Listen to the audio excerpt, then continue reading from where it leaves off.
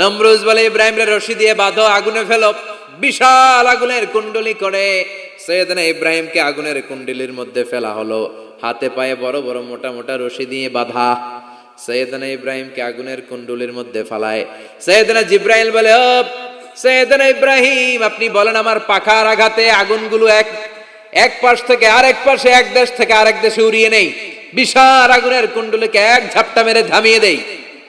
সৈয়দনা ইব্রাহিম বলে, কোনো দরকার নাই, কারণ আগুনের মালিক আমার সাথে আছে। রাডাই, I don't need your help, আমার কোনো সাহায্যের দরকার নাই, কারণ আগুনের যে রব সে আল্লাহ সবকিছু দেখে কি দেখে না। বিশাল বড় মোটা মোটা রশি দিয়ে সৈয়দনা ইব্রাহিমের হাত আর পা বেঁধে আগুনের মধ্যে ফেলে দেয়া হলো।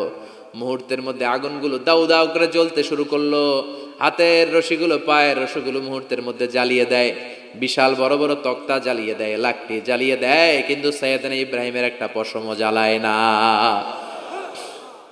আজও যদি তোমাদের মাঝে কেউ ইব্রাহিমের মতো ঈমান আনিতে পারো, অগ্নিকেও পুষ্প বলে পরিণত করিতে পারো, ঠিক কিনা? মুসার মতো ঈমান হলে রাস্তা হবে সাগর জলে, ইউসুফের মতো ঈমান হলে একে একে দরজা খোলে। নবী ইব্রাহিমের মতন ঈমান যদি আজও থাকে বিদ্যমান, অগ্নিকুণ্ডে দেখতে পাবে খুবসুরত এক ফুলবাগান। সুবহানাল্লাহ পড়েন। আল্লাহ বলেন, কুলনা ইয়া নারু কুনি বারদান ওয়া সালামান আলা ইব্রাহিম। আল্লাহ বললেন, আগুন, দুনিয়ার শুরু থেকে তোকে একটা ধর্ম আমি দিয়েছি, যা পাবি জ্বালিয়ে ছারখার করে দিবি, কিন্তু আজকে কয়েকদিনের জন্য তোর জ্বালানোর ক্ষমতা আমি আল্লাহ কেড়ে নিলাম। তে আমার ইব্রাহিমের জন্য ঠান্ডা হয়ে যা। কি হয়ে যা? তবে আগুন খবরদার এত বেশি ঠান্ডা হবি না যাতে ইব্রাহিমের সর্দি না লেগে যায়। সুবহানাল্লাহ পড়েন। আগুন বলে, আল্লাহ বললা ঠান্ডা হ, আবার বললেন বেশি ঠান্ডা হবি না যাতে সর্দি না লেগে যায়। আমি কি করুম? আল্লাহ কয়, বারদাউ ওয়া সালামান আলা ইব্রাহিম। আমার ইব্রাহিমের জন্য এয়ার কন্ডিশন, নাতিশীতোষ্ণ, গরম নয় ঠান্ডা নয়, এরকম জান্নাতের গুলবাগিচা হয়ে যা। আল্লাহু আকবার। সৈয়দনা ইব্রাহিম আগুনের ভিতরে 40 দিন ছিলেন। চিল্লা এখন কয়দিন? একটা পশমও পুড়ে নাই। আগুন থেকে বেরিয়ে উনি অনেক দিন বেঁচে ছিলেন।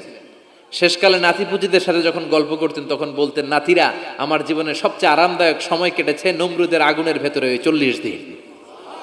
ওই 40 দিন যেই সুখ, আমোদ, ফুর্তি, আনন্দে আমি ছিলাম, আমার জীবনে কোনো সময় কোনো মুহূর্তে এত সুখ, এত আনন্দ, এত চমৎকার সময় আমি কাটাই নাই। চিল্লা এখন সুবহানাল্লাহ। এবার আল্লাহ ডেকে বলেন, নমরুদ, টাইম ইজ আপ, তোর সময় শেষ, অনেক বেড়েছিস, অনেক সুযোগ দিয়েছি, আর না। আমি আল্লাহ সব সময় ধরি না, ধরলে ধরে না, ধরলে আল্লাহ ছাড় দেয় কিন্তু ছেড়ে দেয় না। সুবহানাল্লাহ পড়েন। আল্লাহ কি দেয়? ছেড়ে দেয় না। আল্লাহ বলে, নমরুদ, এবার তোর শাস্তির পালা। তোরে আমি ফেরেশতা দিয়ে মারবো না, জিন দিয়ে মারবো না, সৈয়দনা ইব্রাহিম দিয়ে মারবো না, তোরে মারবো আমি ল্যাংড়া মশা দিয়া। সুবহানাল্লাহ পড়েন। আল্লাহর বাহিনী, বাউদা জুনদুম মিন জুনুদুল্লাহ, এই মশাগুলো কিন্তু আল্লাহর সৈনিক। এই বাতাস আল্লাহর সৈনিক। 50 আর 70 কিলোমিটার বেগে যদি একটা বাতাস বয়, সব শেষ হয়ে যাবে, ঠিক কিনা? এই জলোচ্ছ্বাসগুলো আল্লাহর সৈনিক, এই ভূমিকম্প আল্লাহর সৈনিক। ছোট্ট একটা ল্যাংড়া মশা নমরুদের নাকের ভিতরে দিয়ে ঢুকে কামড়াতে শুরু করছে। নমরুদ লাফাইতে শুরু করছে। নমরুদ রে সবাই কয়, নমরুদ তুমি ড্যান্স দাও কেন? কারে ড্যান্স না, মশায় কামড়ায়। মশারও কামড়ানো বাড়াই দিছে নমরুদ। এবার I M A disco dancer হয়ে গেছে। খালি লাফায়, খালি ডান্স দেয়। আহা, নিজের মাথার মধ্যে নিজে আঘাত করে, ঘুষি মারে, কিন্তু মশা বের হয় না। ও মিয়া, এই মশা ঢুকছে কার অর্ডারে? এটা যদি বেরোতে হয়, বেরো হবে কার অর্ডারে? সে মাথার মধ্যে কিল মারে, ঘুষি মারে, নিজে আহত করে ফেলে, মাগার মাথা থেকে মশা বের হয়। নাকের ভিতর দিয়ে মশা ঢুকে কামড়ানো, এটা কি চারটেখানি কথা? শীতকালে যখন কাঁথা গায়ে দিয়ে শুয়ে থাকি, মশা যখন পন পন পন পন করে কানের সামনে, খারাপ লাগে না? আবার কাঁথা টাথা সরিয়ে আবার শুয়ে, আবার বন বন বন বন। তো কানের সামনে পন পন করলে যদি আপনার এত কষ্ট লাগে, নমরুদের নাকের ভিতরে দিয়ে ঢুকছে, মস্তিষ্কে কামড়াচ্ছে, ওর কেমন লাগে? নমরুদ আর পারে না, অসহ্য, নিজের নিজে মারতে মারতে হাত পা কপাল সব লাল করে ফেলছে। অবশেষে আশেপাশে চাকর বাকর খাদেম খুদ্দাম যারা আছে সবাই বললো, আমি আর পারিনি, এবার তোরা মার, তোরা মার। সবাই কয়ে, নমরুদ আজীবন নাম করে মারছো, এবার পাইছি খেলা, এবার ইচ্ছা মতো তোরা বিড়াম। এবার সবগুলো আমি নমরুদে মারা শুরু করছি। মারতে মারতে বেহুশ মাগার মশা বেরোয়। এই মশা ঢুকেছে কার অর্ডারে? বের হবে কার অর্ডারে? তারপরও বেরোয় না। নমরুদকে এবার আমার জুতা মার। কি মার? এখন আমরা পরি প্লাস্টিকের জুতা, চামড়ার জুতা, তখন পড়তো খরমের জুতা, কাঠের জুতা। খরমের জুতা, চামড়ার জুতা। খরমের জুতা বানায় কি দিয়া? কথা কন, চিনেন? এবার ক্যামেরা জুতা মার। সবাই এবার কাঠের জুতা লইছে, ইচ্ছা মতো পিটান শুরু। পিটাইতে পিটাইতে ওর মাথা ফাটিয়ে রক্তাক্ত করে শেষ। নমরুদের খেলা শেষ। নমরুদের খেলা যখন শেষ, আল্লাহ সৈনিক ওই ল্যাংড়া মশা নাক থেকে বের হয়ে শূন্যে উড়াল দিয়েছে। চিল্লায় পড়েন আল্লাহু আকবার। পৃথিবীতে কেউ তো স্থায়ী হয় না, হোক না সে ফেরাউন কিবা নমরুদ। কেউ ভাবে চিরদিন রয় না, কেউ ভাবে চিরকাল রয় না। পৃথিবীতে কেউ তো স্থায়ী হয় না, হোক না সে ফেরাউন কিবা নমরুদ। কেউ ভাবে চিরদিন রয় না। চিল্লায় বলেন ঠিক কিনা? নমরুদ আজীবন থাকতে পারছে? ওর ক্ষমতা, ওর দাপট, ওর জুলুম, ওর অত্যাচার, ওর শেষ রক্ষা করতে পেরেছে? কথা কন। ফেরাউন রে ফেরাউনের দাপট আর ক্ষমতা বাঁচাতে পেরেছে? এখনো যারা দাপট দেখায়, জুলুমবাজ, এদের ক্ষমতা দাপট এদেরকে বাঁচাতে পারবে না। বাঁচানোর মালিক একজন। চিল্লায় বলো, তিনি কে? এজন্য আল্লাহ ডেকে বলে, গোলাম ইব্রাহিমের জীবনেতে তোমাদের জন্য শিক্ষা আছে, শিক্ষা আছে ইব্রাহিমের জীবনের জন্য। ও নবী, আমি এই কিতাবকে আপনার কাছে পাঠিয়েছি অন্ধকারচ্ছন্ন মানুষগুলোকে অন্ধকার থেকে আলোর দিকে নিয়ে যেতে। এই কোরআনের ভেতরে আলো আছে না নাই? সবকিছুর সমাধান আছে না নাই? সমাধান চাও যদি জীবনে, মরণে ফিরে যাও, খুঁজে নাও, চোখ রাখো কোরআনে। সুবহানাল্লাহ পড়েন। চোখ রাখবেন কোথায়? নাকি মোবাইলে, না টিভিতে, না এটিএন বাংলার পর্দায়? আসিতেছে আগামী শুক্রবার রঙিন পর্দায়, চোখ রাখুন এটিএন বাংলায়। এটিএন বাংলায় চোখ রাখবেন? কই রাখবেন? সমাধান চাও যদি জীবনে, মরণে ফিরে যাও, খুঁজে নাও, চোখ রাখো কোরআনে। ঠিক কিনা? If you want the solution this dunya and akhirah, go back, have a look to the holy Quran. সুবহানাল্লাহ পড়েন। কি নবী আল্লাহ বানালেন, ওই নবীর নামে আল্লাহ একটা সূরা দিলেন। আবার আল্লাহ বললেন, ও দুনিয়ার মুসলমানেরা শোনো, তোমাদেরকে মুসলমান বলে নাম করেছে সাইয়েদনা ইব্রাহিম। ঠিক কিনা? আবার এই নবী সাধারণ কোন নবী নয়, এই নবী হলো তোমাদের জাতির পিতা। আমাগো জাতির পিতা কেডা? কথা কন আরো জোরে, সবাই মিলে বলেন, মিল্লাতা আবিকুম ইব্রাহিম হুয়া সাম্মাকুমুল মুসলিমিন। মিল্লাতা আবিকুম ইব্রাহিম, তোমাদের জাতির পিতার নাম, আমাদের জাতির পিতার নাম ওয়া সাম্মাকুমুল মুসলিমিন, তিনিই তোমাদেরকে মুসলমান নামকরণ করেছে। আবার আল্লাহ বললেন, আসলিম ইব্রাহিম, তুমি সবাইরে মুসলমান বানাও, আগে নিজে মুসলমান হও। আসলিম ক্বালা আসলামতু লিরাব্বিল, ও ইব্রাহিম তুমি মুসলমান হও। বলার সাথে সাথে ইব্রাহিম বলে, আল্লাহ দেরি নাই, আমি মুসলমান হয়ে গেলাম। ইহুদিরা দাবি করতো সাইয়েদনা ইব্রাহিম নাকি ইহুদি, নাউজুবিল্লাহ পড়বেন না? খ্রিস্টানরা দাবি করতো সাইয়েদনা ইব্রাহিম নাকি খ্রিস্টান। আল্লাহ বলে, মা কানা ইব্রাহিম ইয়াহুদিয়ান ওয়ালা নাসরানিয়ান ওয়ালাকিন কানা হানিফাম মুসলিমা। আল্লাহ বলে, আমার ইব্রাহিম ইহুদি নয়, আমার ইব্রাহিম খ্রিস্টান নয়, আমার ইব্রাহিম পাক্কা মুসলমান। হানিফান মুসলিমা, পাক্কা মুসলমান, ওনার ইসলামে কোনো সন্দেহ। এজন্য আল্লাহ খুশি হয়, ওনার একটা উপাধি দিলেন। উপাধিটা হলো লা হালিম। ইন্না ইব্রাহিম লা হালিমুন আওয়াহুম মুনিব, আমার ইব্রাহিম সহনশীল, আমার ইব্রাহিম ভদ্র, সুবহানাল্লাহ বলেন।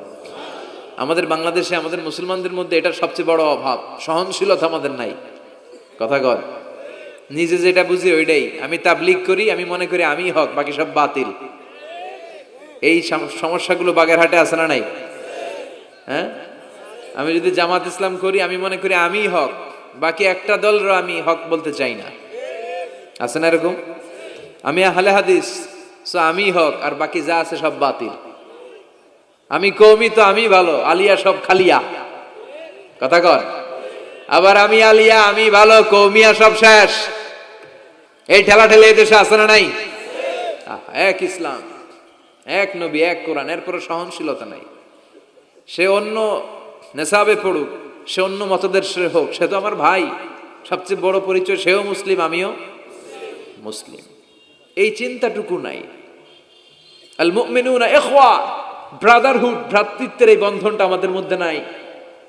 আমরা একে অপরকে গালিগালাজ করতে দেরি করি না, একটু চিন্তা করি না। কাফের বলে ফতুয়া দিতেও দেরি করি না। কথা কন, ফতুয়া আছে না নাই? কয় তুই কাফের 10 কারণে, তুই কাফের 20 কারণে, তোর দাদা কাফের, তোর নানা কাফের, তোর পীর সাহেব হুজুর কাফের। আছে না নাই? তোর এই কাফের পীর সাহেব মারা গেলে, এই পীর সাহেবের যে কবরে শোয়ানো হবে, ওই কবরের উপরে যে ঘাস উঠবে, ওই ঘাস যে গরু খাবে, ওই গরুর যে দুধ খাবে, ওইটাও কাফের। আছে না নাই? খালি ফতুয়াবাজি। আল্লাহ বললেন আমার ইব্রাহিম ফতুয়াবাজি করে নাই। ইন্না ইব্রাহিম লা হালিমুন আওয়াহুম মুনিব, আমার ইব্রাহিম ছিল সহনশীল, ভদ্র একজন নবী। চিৎকার করে বলতে হবে ঠিক কি না?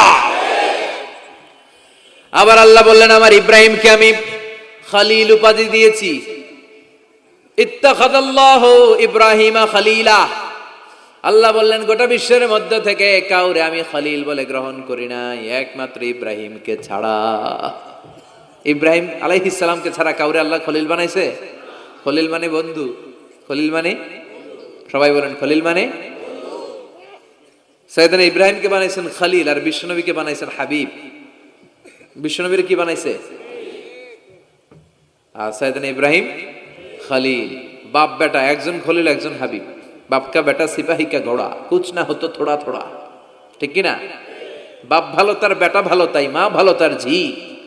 গাই ভালো তার দুধ ভালো রে, দুধ ভালো তার ঘি। বাবা যদি ভালো হয় ছেলে ভালো, মা যদি ভালো হয় মেয়ে ভালো, গাই যদি ভালো হয় দুধ ভালো, দুধ ভালো তো ঘি ভালো। কথা বলেন। যেমন বাপ তেমন বেটা। বাবা হলেন খলিল, ছেলে হলো হাবিব। খলিল মানেও বন্ধু, হাবিব মানেও বন্ধু। খলিল মানে এমন বন্ধু যেই বন্ধু আল্লাহরে খুশি করার জন্য কাজ করে। কথা বুঝতে হবে। খলিল মানে এমন বন্ধু যেই বন্ধু আল্লাহরে খুশি করার জন্য কাজ করে। আর হাবিব মানে এমন বন্ধু যেই বন্ধুরে খুশি করার জন্য আল্লাহ নিজেই কাজ করে। কার দাম বেশি? হাবিবের দাম বেশি। সুবহানাল্লাহ কইবেন না? এই বাপ বেটার মধ্যে অনেক দিক দিয়ে মিল আছে না নাই? সাইয়েদনা ইব্রাহিম বাবা, বিশ্বনবী ওনার অধস্তন সন্তান। এই বাপ বেটার মধ্যে অনেক মহব্বত আছে না নাই? মিল আছে না নাই? আমি কোরআন হাদিস ঘেটে 60টা মিল পেয়েছি। কয়টা? সাইয়েদনা ইব্রাহিম আর বিশ্বনবীর মধ্যে 60টা মিল খুঁজে পাওয়া যায়। শুনবেন? হ্যাঁ, কষ্ট হচ্ছে না? 1 নাম্বার মিল হচ্ছে ফেস কাটিং এ মিল। সাইয়েদনা ইব্রাহিমের চেহারা যেমন ছিল, বিশ্বনবীর চেহারা প্রায় ওইরকমই ছিল। বিশ্বনবী যখন মেরাজ রজনীতে এক এক আকাশে এক এক নবীর সাথে দেখা করেছেন, দুনিয়ায় এসে সাহাবাদেরকে শোনাচ্ছিলেন এই নবী এমন, ওই নবী দেখতে এমন, এই নবীর চেহারা এমন। এরকম যখন বলছিলেন, সাইয়েদনা ইব্রাহিমের কথা যখন তিনি বলতে শুরু করলেন, উনি বললেন আম্মা ইব্রাহিম ফানজুরু ইলা সাহিবিকুম। আর সাইয়েদনা ইব্রাহিম দেখতে কেমন জানো? দেখতে চাইলে আমার দিকে তাকাও। তার মানে বিশ্বনবীর চেহারা যেমন ছিল, সাইয়েদনা ইব্রাহিমের চেহারা অনেকটা তেমন ছিল। এই চেহারার দিক দিয়ে ফেস কাটিং এ বাপ বেটার মধ্যে মিল আছে না নাই? 2 নাম্বার, এই কোরআনের ভেতরে রব্বুল আলামিন বিশ্বনবীর ক্ষেত্রে উসওয়ায়ে হাসানা ব্যবহার করেছেন। আবার সাইয়েদনা ইব্রাহিমের ক্ষেত্রেও উসওয়ায়ে হাসানা ব্যবহার করেছেন। লাকাদ কানা লাকুম ফি রাসূলিল্লাহি উসওয়াতুন হাসানা। তোমাদের জন্য রাসূলের জীবনে উত্তম আদর্শ আছে না নাই? আল্লাহ রাসূলের ক্ষেত্রে আল্লাহ বললেন উসওয়ায়ে হাসানা। আবার সাইয়েদনা ইব্রাহিমের ক্ষেত্রেও বললেন উসওয়াতুন হাসানা ফি ইব্রাহিম। ইব্রাহিমের জীবনেও উসওয়ায়ে হাসানা আছে। উসওয়ায়ে হাসানা মানে নিদর্শন বা মডেল, আমাদের অনুকরণীয় ব্যক্তিত্ব। আমাদের অনুকরণীয় ব্যক্তিত্ব হচ্ছে নবীরা, কবিরা না। কথা কন, কবিরা আমাদের মডেল না নবীরা? নায়করা আমাদের মডেল না নবীরা? সালমান খান আমাদের মডেল নয়, শাহরুখ খান মডেল নয়, ঋত্বিক রোশন আমাদের মডেল নয়, কোন নায়ক নায়িকা গায়ক গায়িকা ডান্সার সেলিব্রিটি আমাদের মডেল নয়। আমাদের মডেল হচ্ছে বিশ্বনবী, আমাদের মডেল হচ্ছে সাইয়েদনা ইব্রাহিম। চিল্লায় বলেন ঠিক কিনা? এজন্য আল্লাহ কোরআনের মধ্যে দুজনের ক্ষেত্রেই বললেন উসওয়ায়ে হাসানা, দুইজনই উত্তম আদর্শ। কয়টা মিল পাইলেন? মনোযোগ নাই? মনোযোগ আছে না গেছে? 3 নাম্বার মিল, এই দুইজন নবী ছিলেন উলুল আজমি মিনার রুসুল। এই দুনিয়ায় যতগুলো নবী এসেছে তার মধ্যে 5 জন নবী ছিল শ্রেষ্ঠ। এই 5 জনের মধ্যে বাপ বেটা আছে না নাই? খেয়াল রাখবেন, উলুল আজমি মিনার রুসুল দৃঢ় প্রত্যয়ী নবী 5 জন। কারা? সাইয়েদনা নূহ, সাইয়েদনা ইব্রাহিম, সাইয়েদনা মূসা, সাইয়েদনা ঈসা, বিশ্বনবী মুহাম্মদ রাসূলুল্লাহ। এই 5 জন হচ্ছে উলুল আজমি মিনার রুসুল। এই 5 জনের মধ্যে বাপ বেটা 2 জন আছে না নাই? এরপরে বাপ বেটার মধ্যে আরেক মিল হচ্ছে বিনাউল কাবা। বাপ বেটা 2 জনই কাবা বানিয়েছে। বিশ্বনবী বানিয়েছে ছোট্টবেলায়, সাইয়েদনা ইব্রাহিম বানিয়েছে বৃদ্ধ বয়সে। ঠিক কিনা? বানাইছে না? বিশ্বনবী বানাইছে যখন বয়স একেবারে কম। কোন বর্ণায় 8, কোন বর্ণায় 10। 10 বছরের বাচ্চা বড় না ছোট? কথা কন। এই ছোট্ট মুহাম্মদ সাল্লাল্লাহু আলাইহি ওয়াসাল্লাম তিনি পাথর কেটে কেটে, পাথর কাঁধে নিয়ে বহন করে করে কাবা ঘর নির্মাণ করেছে। ওনার সমবয়স্ক বন্ধুরা তারাও বিশ্বনবীর সাথে পাথর টেনেছে, কিন্তু সবগুলা টানছে লুঙ্গি খুললা। কেমনে? কথা কন। ছোট বাচ্চারা লুঙ্গি খুলে ফেলে না? সবাই লুঙ্গি খুলে লুঙ্গি ভাঁজ করে কাঁধের মধ্যে রেখেছে। এরপরে কাঁধের উপর পাথর নিয়ে পাথর টেনেছে যাতে কাঁধে ব্যথা না পায়। কিন্তু বিশ্বনবী তো লুঙ্গি খোলে না। সুবহানাল্লাহ পড়েন। বিশ্বনবীর লজ্জাস্থান কেউ দেখে নাই। হালিমাতুস সাদিয়া, বিশ্বনবীর দুধমা, উনি বলেন এই কোরাইশি মুহাম্মদকে আমি 5 বছর ঘরে রাখলাম, পাললাম। এই 5 বছরের জন্য এই ছোট্ট মুহাম্মদ একবারও কাঁদে নাই। ক্ষুধা লাগলেও কাঁদে না, ব্যথা পেলেও কাঁদে না। শুধু লজ্জাস্থানের জায়গা থেকে কাপড়টা একটু সরে গেলে চিৎকার দিয়ে ওঠে। কি নবী ছিলেন, কি লাজুক ছিলেন। আল হায়া ও শুবাতুম মিনাল ঈমান, এই লজ্জা ঈমানের অঙ্গ। এখন আমাদের মধ্যে লজ্জা শরম নাই। নারীদের পোশাকের বেহাল দশা। মশারি কি পাতলা, এর চেয়েও পাতলা। কথা কন। আমার বোনেরা, এই হেজাব ছেড়ে দিয়েন না, নেকাব ছেড়ে দিয়েন না, ওড়নাগুলো ছেড়ে দিয়েন না। এগুলো আপনাদের সম্মান, এগুলো আপনাদের মর্যাদা। এই হেজাব আপনার অধিকার, হেজাব আপনার অহংকার, হেজাব আপনার আভিজাত্যের প্রতীক, হেজাব আপনার রুচির প্রতীক। আপনি কতটুকু রুচিশীল, আপনি কতটুকু ভদ্র মার্জিত ডিসেন্ট ম্যানারে আপনি চলেন, এটা প্রমাণ করে দিবে আপনার হেজাব, আপনার পর্দা। চিল্লা এখন ঠিক কিনা? যারা নারী অধিকারের কথা বলে এরা নারীদেরকে ঠকায়। যারা নারী আন্দোলনের কথা বলে এরা নারীকে বিজ্ঞাপনের পণ্য বানায়, এমনি বেশকি মেরা থাকে। উলঙ্গ, নেকেড, এরকম নারীদের দেহকে প্রদর্শন করে। এরা নারীকে ভোগের পণ্য বানায়, বিজ্ঞাপনের সস্তা পণ্য করে, রূপালী পর্দায় উলঙ্গ করে উপস্থাপন করে, আর সুযোগ পেলে ধর্ষণে সেঞ্চুরি করে। এদের ঘরেই নারীরা বেশি নির্যাতিতা। দেখবেন এদের ওয়াইফ নির্যাতিত হয় এদের দ্বারা, এদের ঘরের কাজের মেয়ে নির্যাতিত হয় এদের হাতে। কথা বলেন। ইসলাম যে নারীকে মর্যাদা দিয়েছে, গোটা বিশ্বের কেউ নারীকে এই মর্যাদা দিতে পেরেছে। বিশ্বনবী ছোটবেলায় কাবা ঘর নির্মাণে অংশগ্রহণ করেছেন। 10 বছর বয়সের মুহাম্মদ অন্যান্য সাথীদের সাথে পাথর টানে, সবাই লুঙ্গি খোলে কাঁধে রেখে, তারপরে পাথর টানে। বিশ্বনবী পাথর টানে লুঙ্গি না খোলে। সুবহানাল্লাহ। বিশ্বনবীর চাচা আবু তালেব বলে, এই ভাতিজা মুহাম্মদ করো কি? সবাই লুঙ্গি খুলছে, তুমিও খোলো। বিশ্বনবী কেন? আমি খুলুম না। বিশ্বনবী বলে খুলবো না। আবু তালেব বিশ্বনবীর লুঙ্গির গোছা ধরে টান মারছে খোলার জন্য। টান মারার আগে বিশ্বনবী বেহুশ হয়ে জমিনে পড়ে যায়।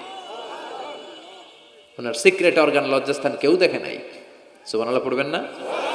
তার মানে উনি কাবা ঘর নির্মাণের কাজ করেছেন ছোটবেলায়, আর সাইয়েদনা ইব্রাহিম করেছেন বয়স্ক হয়ে। সুবহানাল্লাহ কইবেন না? এরপরে আরেকটা মিল হলো বাপ বেটা দুজনে হিজরত করেছেন। বিশ্বনবীও হিজরত করেছেন, সাইয়েদনা ইব্রাহিমও। বিশ্বনবী হিজরত করেছেন মক্কা থেকে মদিনায়।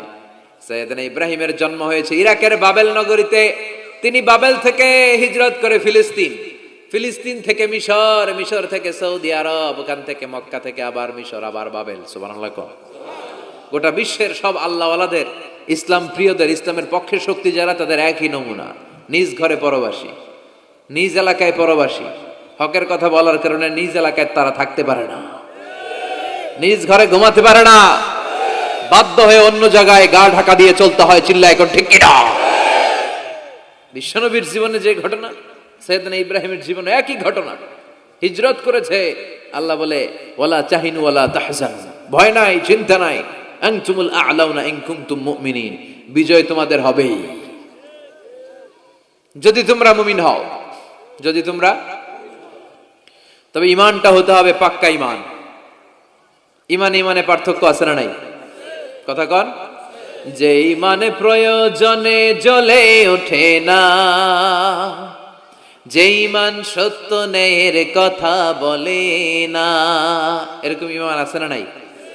পাপ দেখবে, অন্যায় দেখবে, কোনো কথা কয় না। নিজের মেয়ের বয়সী একটা মেয়েকে কিছু বখাটে ছেলেরা টিস করে, কিচ্ছু কয় না, পাশ দিয়ে হেঁটে চলে যায়, এরকম ডাকাত আছে না নাই? যে ঈমানে প্রয়োজনে জ্বলে ওঠে না, যে ঈমান সত্য ন্যায়ের কথা বলে না, যে ঈমান বাস্তবে নাই, যে ঈমান অন্তরে নাই, মুখে শুধু ফাঁকা বলি, কি করে তারে বলো ঈমান বলি, কি করে তারে বলো ঈমান বলি, কি করে তারে বলো ঈমান বলি। আছে না নাই? যে ঈমান দিন কায়েমের আন্দোলনের ধার ধারে না, যে ঈমান লেবাসধারী কোরআন হাদিস তাও পড়ে না, যে ঈমান খাজার নামে মাজার গড়ে ফুলুস কামায়, এলাকায় তো নাই না? হ্যাঁ, যে ঈমান শিরকিয়াতের আমল করে ভীত না হয়, যে ঈমান ঈমানে ভুলে নাস্তিকতার মঞ্চে ওঠে, যে ঈমান বাতিল মতের দোসরে হয়ে ফায়দা লুটে, যে ঈমান শুধুই কেবল খায় দায় আনন্দ করে, যে ঈমান দেখে না যে ফিলিস্তিনে ভাইরা মরে, যে ঈমান ময়দানে নাই, যে ঈমান বাস্তবে নাই, মুখে ফুটায় ফাঁকা বলি, কি করে তারে বলো ঈমান বলি, কি করে তারে বলো ঈমান বলি, কি করে তারে বলো ঈমান বলি। ঠিক কিনা? ঈমান ঈমানে পার্থক্য আছে। আপনারও ঈমান, আর যারা এই ঈমান রক্ষার জন্য জানবাজি রেখে ইসলামের কথা বলে, তার ঈমান ও ঈমান পার্থক্য আছে না? সাইয়েদনা ইব্রাহিম হিজরত করেছেন, বিশ্বনবীও হিজরত করতে বাধ্য হয়েছেন, তার মানে হিজরতের দিক থেকে মিল আছে না নাই? এরপরে বিশ্বনবী মুসলিমের বর্ণনায় বলেন, ইন্নী হাররামতুল মদিনা কামা হাররামা ইব্রাহিম মক্কা, আমি হারাম করছি মদিনা, সাইয়েদনা ইব্রাহিম হারাম করছেন মক্কা। মক্কা মদিনা দুইটাই কিন্তু হারাম, জানেন? মক্কা মদিনার চারদিকে হুদুদুল হারাম আছে, হারামের বাউন্ডারি। এই জায়গায় মারামারি করা যায় না, কিলাকিলি ঘুষাঘুষি কিছু করা যাবে? হত্যাকারীও যদি এই হুদুদুল হারামের ভিতরে ঢুকে, সৌদি পুলিশ ওখানে ওরা অ্যাটাক করতে পারবে না, ওরা ছলে বলে কৌশলে হুদুদুল হারামের বাউন্ডারির বাইরে আনবে, এরপরে মাহির। কথা বোঝা নাই? এটার ভিতরে মারামারি নাই। তো এই হুদুদুল হারামের বাউন্ডারি বেঁধে দিয়েছেন মক্কায় সাইয়েদনা ইব্রাহিম, আর মদিনায় বেঁধেছেন বিশ্বনবী। বাব্বাটা মিল আছে না নাই? এরপরে আমরা প্রত্যেক নামাজের শেষ বৈঠকে এমন একটা দুরুদ পড়ি, ওই দুরুদের মধ্যে বাপ বেটা দুইজনের দোয়া আছে না নাই? এই দুরুদটারে সাইয়েদনা ইব্রাহিমের নামে ডেডিকেট করেছে কে? দুরুদটার নাম দুরুদে আমরা সবাই পড়ি, আল্লাহুম্মা সাল্লি আলা মুহাম্মাদ ওয়া আলা আলি মুহাম্মাদ কামা সাল্লাইতা আলা ইব্রাহিম ওয়া আলা আলি ইব্রাহিম ইন্নাকা হামিদুম মাজিদ। আমরা বলি, আল্লাহ সাইয়েদনা ইব্রাহিম আলাইহিস সালামের উপর, তার পরিবারের উপর যেমনি রহমত করেছেন, বিশ্ব নবীও তার পরিবারের উপর আপনি রহমত নাজিল করেন। এরপর পড়ি, আল্লাহুম্মা বারিক আলা মুহাম্মাদ ওয়া আলা আলি মুহাম্মাদ কামা বারাকতা আলা ওয়া আলা আলি ইব্রাহিম ইন্নাকা হামিদুম মাজিদ। সাইয়েদনা ইব্রাহিম তার পরিবারের উপর যেমন বরকত আপনি নাজিল করেছেন, বিশ্ব নবীও তার পরিবারের উপর এরকম বরকত নাজিল করে দেন। কয়টা মিল পাইছেন বাপ বেটার মধ্যে?